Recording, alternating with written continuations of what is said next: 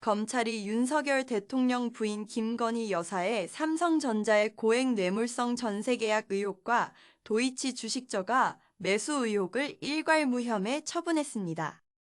6일 시민단체 사법정의 바로 세우기 행동, 일명 사세행이 공개한 불기소 이유 통지서에 따르면 서울중앙지검 반부패수사두부가 지난 대선 기간 김 여사에게 제기된 삼성전자 뇌물성 전세권 설정 의혹을 불기소 처분했습니다.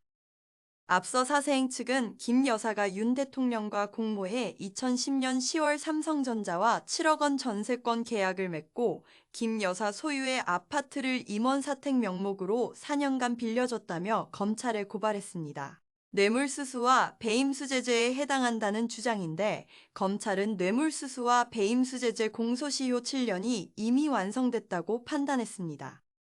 또한 검찰은 삼성전자 외국인 임원이 실제 사택으로 사용했고 계약 종료 뒤 7억 원을 모두 반환했으며 당시 같은 평형 전세 시세를 살펴볼 때 김 여사가 큰 이득을 얻었다고 보기도 어렵다고 했습니다.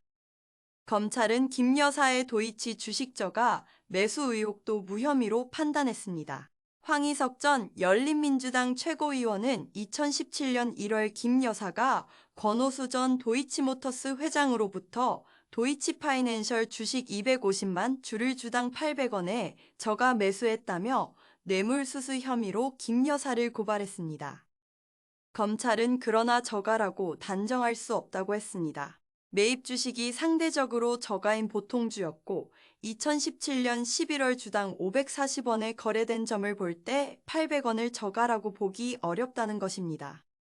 검찰은 불기소 이유서에 윤 대통령 부부를 불기소 처분한 코바나 전시회 협찬 의혹에 대한 판단 근거도 적시했습니다. 도이치모터스, 삼성카드, 신한저축은행, 개인빌, 컴투스 등은 김 여사가 대표로 있던 코바나 전시회에 2015년 4월에서 2019년 8월까지 2,060만 내지 2억 1,950만 원을 후원한 혐의로 고발됐습니다. 검찰은 이들 후원이 입장권과 광고 효과 등 반대급부를 얻어간 정상 협찬금으로 부정한 청탁이나 윤 대통령 직무 관련 대가성은 없었다고 강조했습니다. 협찬 기업들 상당수가 당시 검찰 수사를 받고 있었다는 사실도 이유서에 담겼습니다. 그러나 검찰은 이미 경찰 단계에서 불기소 또는 각하 의견 등으로 송치됐거나 윤 대통령 근무지와 직접 연관성을 찾을 수 없었다는 이유로 무혐의 처분했습니다. 김 여사는 해당 사건과 관련해 강제 수사 없이 2차례 서면 조사만 받았습니다.